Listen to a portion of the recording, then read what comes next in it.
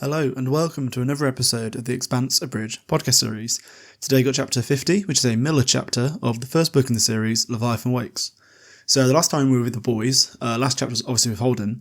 The context is Eros has moved, this is the asteroid, so it was full of zombies, then they kind of went away for a bit, then it started moving, and then they threw the Nauvoo at it, which was a really big ship, and it did a little sidestep, it did a 1-2 hustle, and it dodged the asteroid, and now it's accelerating sunwards, so towards Earth and various places, and everyone's kind of shitting it. And our boy Miller was planning on killing himself, or kind of taking, just leaving the game, basically. But now he's stuck on the big alien asteroid. That's kind of not really an asteroid, because it can move and break the laws of physics. Well, no, it can do shit we don't understand, is the idea.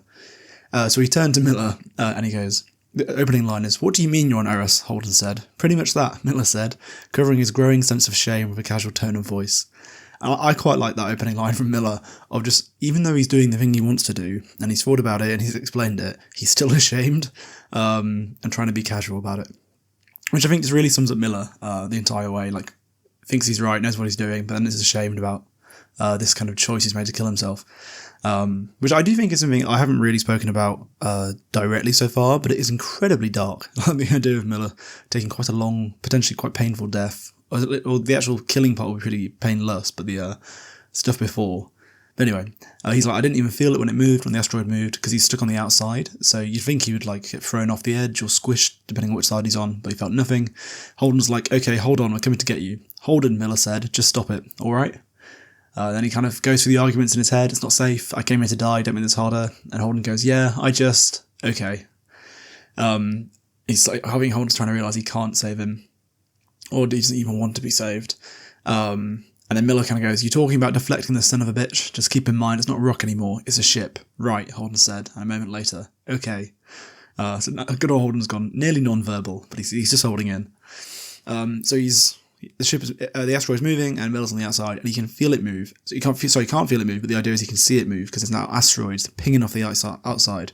So micro-asteroids all coming from the same direction, bouncing off. And as they get more and more powerful, he's going to have to find some cover or stay in the ship or go underground. The station beneath him was chirping and muttering, long, slow vowel sounds radiating out from it like a recorded whale song. After the angry words and static, the voice of Eros sounded peaceful. So obviously when Eros the 1-2 hustle to move away from the Nauvoo, it went, don't fucking touch me. And now it's just kind of singing to itself, which the idea of it being alive, awake, or having a mood is really interesting. And it's also interesting, obviously, Julie Mao, who was where it all came from, loved flying her little racing ship, the Red Pinnace. I can't remember the name now. Razorback, that's it. And now it's finally flying again, it's all happy, which is quite a good way of understanding how it works. Miller realises this was alien life in the universe, and he was riding on it like a tick on a dog. Almost without noticing, he grinned and then laughed. A wave of euphoria passed into him.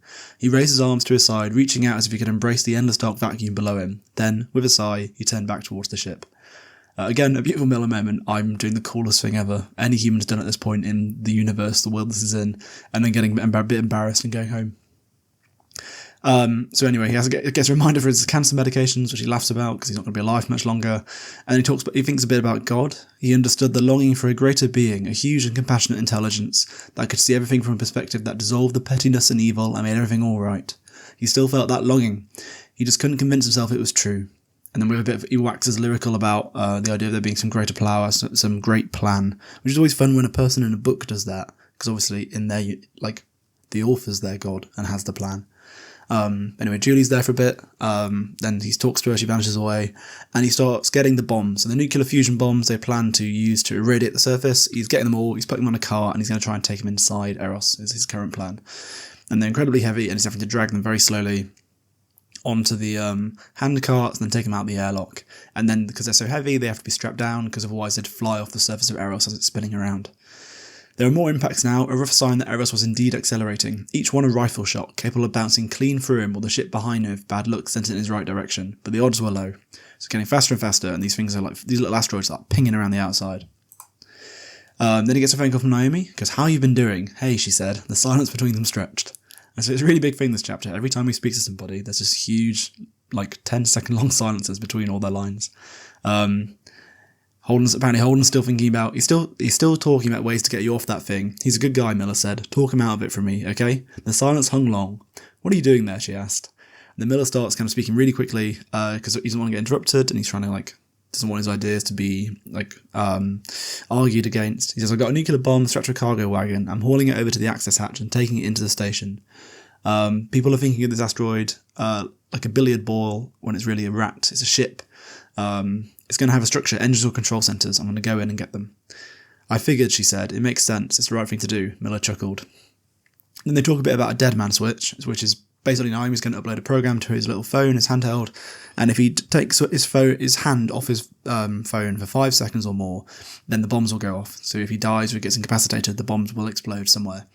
He says, and it's why only 5 seconds, is they might take you out of a headshot or wrestle you down. The longer the gap, the more chance for the proton molecule to disable the bomb before it goes off. His sigh briefly fogged the inside of his helmet. "Yeah, no, 5 is good. Upload the routine." So he's like, "Fuck it. Yeah, fine." So not only have I got to carry a really heavy bomb on a cart through basically hell, because obviously last time we saw there was flesh, there was rib cages crawling on the floors, the place is like a carnal pit. He's now got to do the whole thing with only one hand, because the other hand has to be touching his phone. Miller accepted it, ran it. It was easy as keying in a door code. Somehow he felt that arming fusion bombs to detonate around him should have been more difficult. At this point, we know they talk about how fast it's going, so it's accelerating at 4 Gs, so 4 gravities, and it's showing no sign of slowing down. If anything, it's faster, which means the Rossi eventually won't be able to keep up with it. Well, it can, but the people can't inside, because they'll get turned into paste. So thanks for the trigger, Miller said. "Tell him as I appreciate it." He cut the connection before she could answer. Long goodbyes weren't anyone's strong suit. So again, a little autistic man. He's kind of going through, his suit starts smelling of plastic because he's in one of those shitty old ones. All the diagnostics were saying it's fine, and then it kind of went away all of a sudden. Another little mystery that he wasn't going to solve. The abyss above him shone with unflickering stars. One of the dots of light was Earth. He didn't know which one. So he just gets a list of things he doesn't know, mysteries not going to solve. Obviously, Miller being the detective and where he goes through in future books, it's like, I really like that foreshadowing of the entire time he's just trying to solve things. But he finds the service hatch, is in a big rock, almost like Mount Doom kind of entrance. He pushes a little cart up there, really, really struggling because it's so heavy. And obviously he's not exactly the fittest man in the world. And as he gets there, before he goes inside and he'll lose signal, he gives Holden a little buzz. "Miller," Holden said almost immediately. "I'm heading in now," Miller said. "Wait, look, there's a way we might be able to get an automated car if the Rossi..." "Yeah, but you know how it is. I'm already here. And we don't know how fast this son of a bitch can go." The second time he said son of a bitch. "We've got a problem that we need to fix. This is how we do it. Trying to save everyone right to the last," was Holden, Miller thought. And they're working on ways to annihilate the station once he's kind of taken out the command centre, is the idea. So basically the plan now is to set off the bomb, hopefully it stops moving around and they can hit it a normal way. And then Holden says, "Is there anything I should do for you after?" And then Julie appears next to Miller, and Miller goes, I want you to find her parents. They know the truth. You've got to find out why they did it, or how they knew the war would happen, and also let them know, I'm sorry I couldn't find your daughter in time. Anyway. "Okay," Miller said, "that's it then. It was good working with you." "I'm sorry it came down this way," Holden said. "It wasn't an apology for what he'd done or said, for what he'd chosen and refused." "Yeah," Miller said, "but what can you do, right?" It was as close to a goodbye as either of them could get. Miller turned the Eros feed back on and walked into the station. A soft hushing sound, like fingernails scratching down an endless sheet of paper. He turned on the cart's lights, the dark entrance of Eros brightening to industrial grey, shadows scattering to the corners. His imagined Julie stood in the glare like it was a spotlight, the glow illuminating her and all the structures behind her at the same time. The remnant of a long dream, almost over. He took off the brakes and pushed, and went inside Eros for the last time. And the chapter ends. It's a nice one, that, a little bit short. It's interesting how Miller does all his goodbyes. I think it's really interesting, that discussion about how he's embarrassed and has to, all these long silences despite doing everything he wants to do.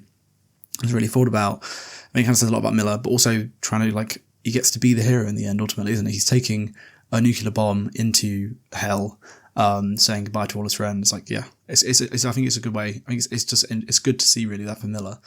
And it's also really interesting for, the final few chapters, because that was chapter 50, there's only 55 in the book. So very exciting times.